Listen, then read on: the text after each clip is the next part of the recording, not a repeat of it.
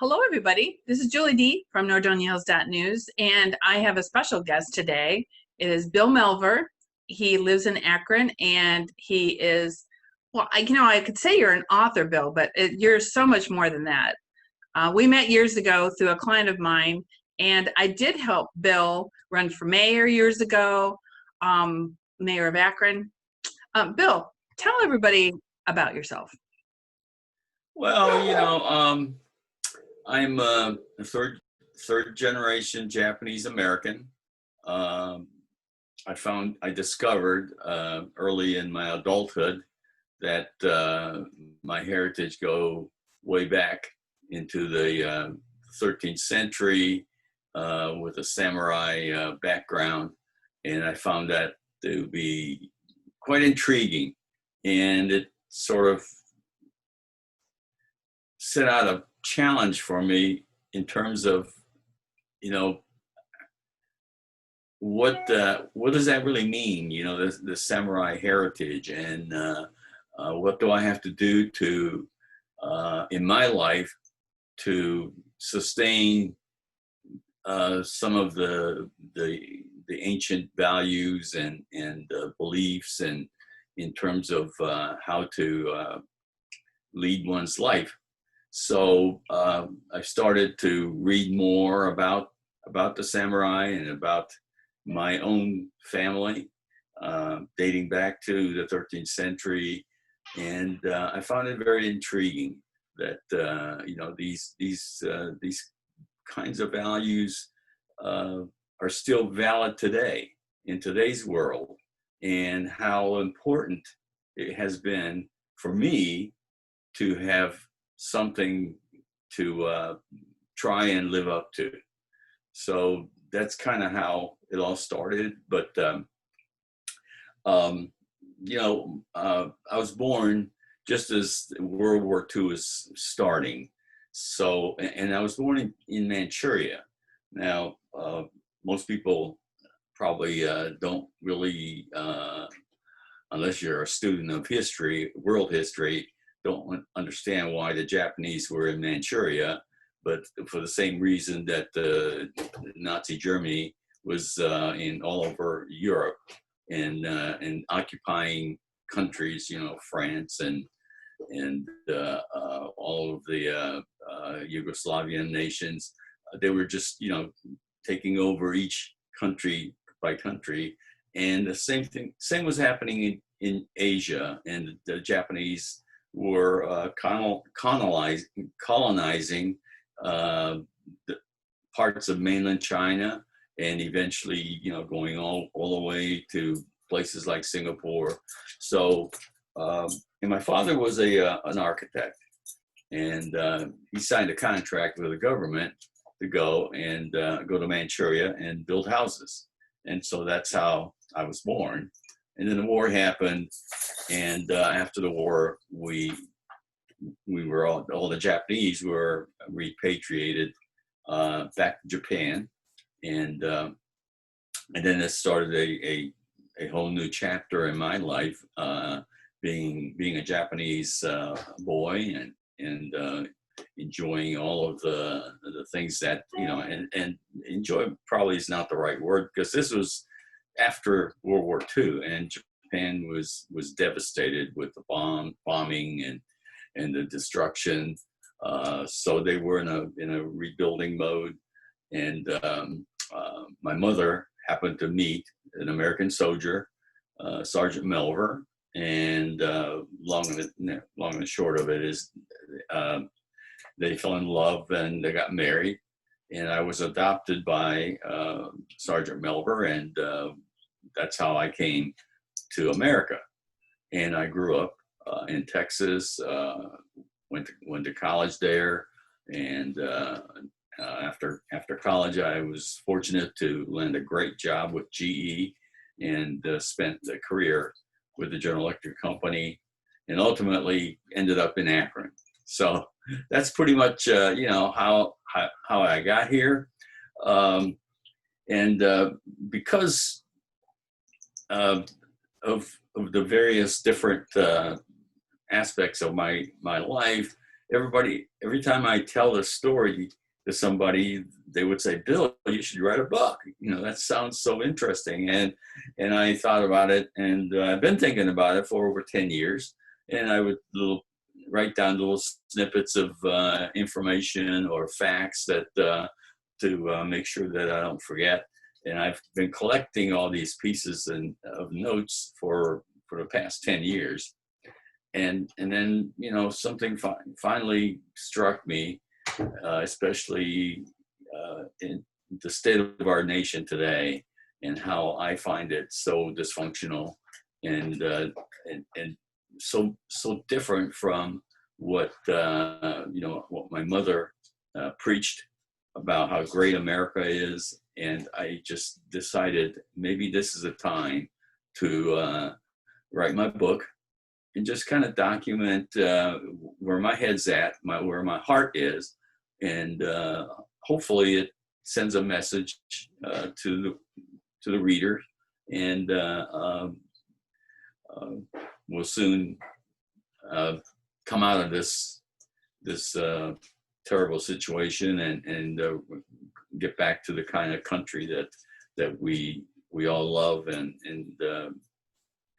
cherish. So that's pretty much it. How, you know, short description of what caused me to finally sit down and write my book. So when did actually, like, tell me like the timeline for this. When did you actually say, I'm going to start my book? You know, when did that start? I think it was a New Year's resolution.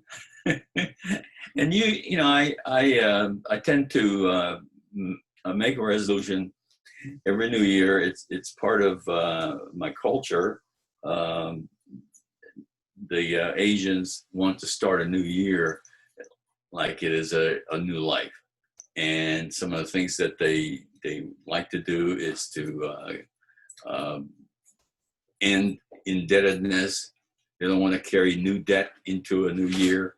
And they set some goals for the year. And so I've kind of followed that tradition for many years. And this year I decided, you know, I gotta write this book, and I've got to get it finished and published. So it was 2019 New Year's resolution?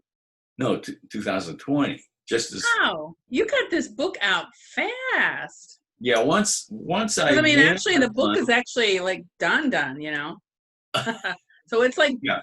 You know what I'm saying? Usually, when people sit down and write a book, you know, then it takes a while to publish it and do all that. It's like, I thought you started this last year. That is amazing. Well, I met an author, a local author who goes to our church, and I started talking to him in late 2019. His name's Neil, and he writes murder mysteries, and he's I think he's got about 10 books out. And so I started to talk to him and to get his advice. And I said, Neil, you know, I'm really starting to think about writing my book, and I could use some advice. And he was a great mentor, and he got me going in the right direction. And you know, at the start, it was things like, you know, what do I want this book to be like? And, you know, most first-time authors, they probably don't go the full boat by designing a dust cover and a hardback book. Most people want to be economical, so it's usually a paperback. Mm-hmm. But I wanted the book to present the kind of quality that the virtues of the samurai represent. So, and I was very fortunate because I have many great business associates that have these skills and talents that are willing to pitch in and help me out. And you, Julie, is one of those. You know, I mean, we've worked together on many projects, and you've done some website design for me. So, you know, I reached out to you, and Cecilia, who I've worked also for many years, I asked her what she thought about doing a dust cover, and she was really excited. And so she's the one that came up with the dust cover design. And I've had some just phenomenal praises about the artwork that went into the dust cover. So, Yeah, and let me just interrupt you for a minute. I can't remember the last time I saw a cover of a book that looked as striking. She just did such a great job in it. It captures everything that you're trying to do with the book. Right. Well, thank you. And I've praised her many times, and I've gotten some phenomenal comments. Like one guy said, "The dust cover itself is worth buying the book."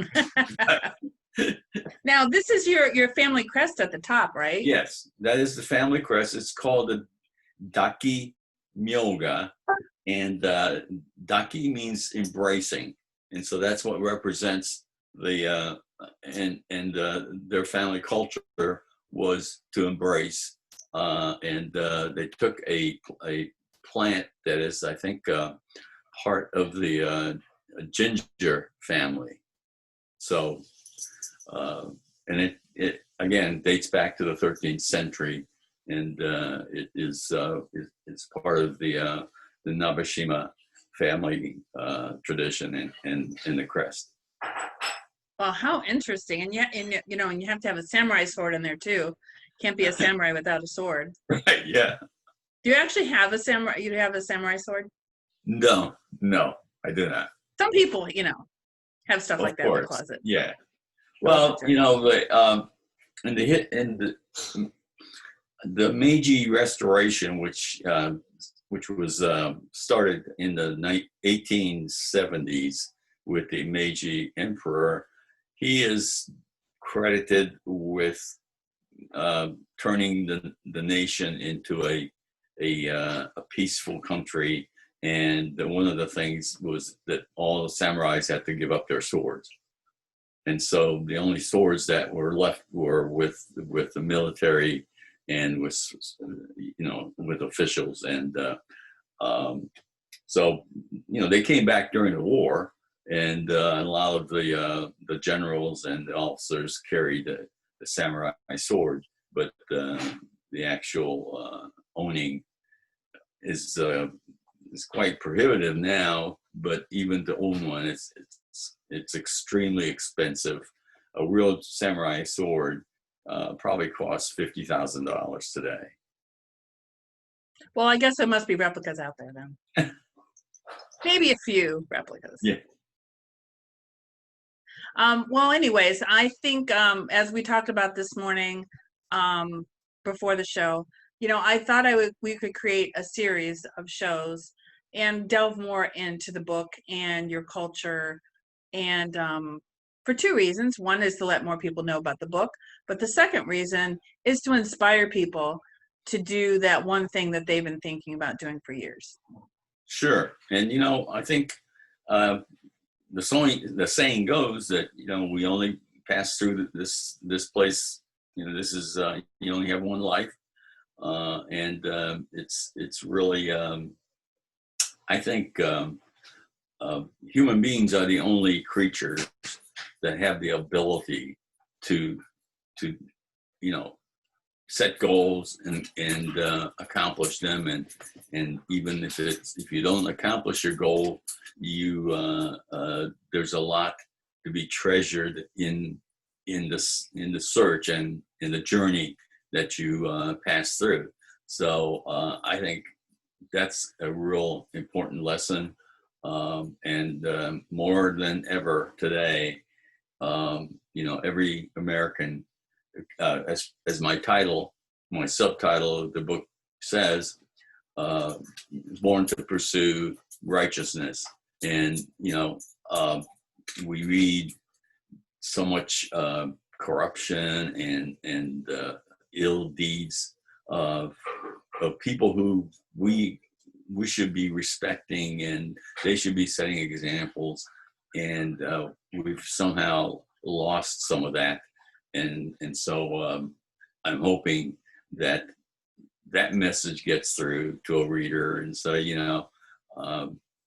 what can I do to pursue righteousness, and even if it's just wearing a face mask in this time of COVID-19.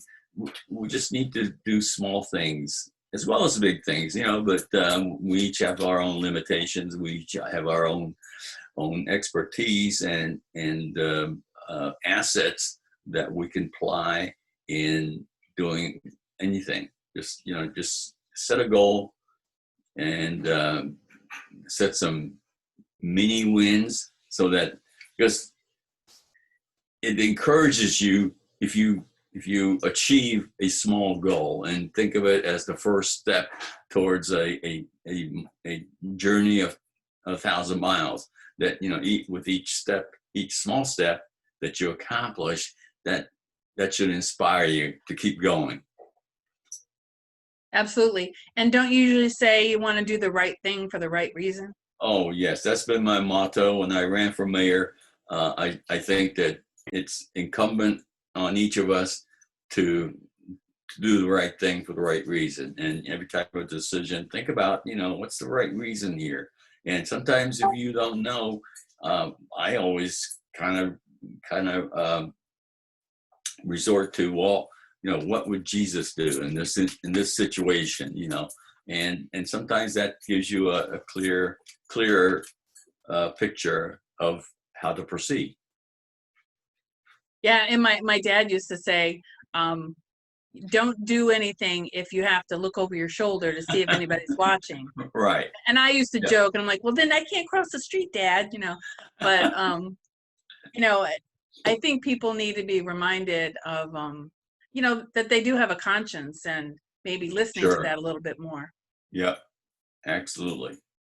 Well, I think we're going to wrap this up today, and Okay. maybe we'll crank one of these out every couple weeks, and get the word out about a lot of things. And Sure. obviously, you even, just to give a teaser, it's like, I know you're already thinking about another book. Well, I'm just toying with the idea, but this one is not a novel.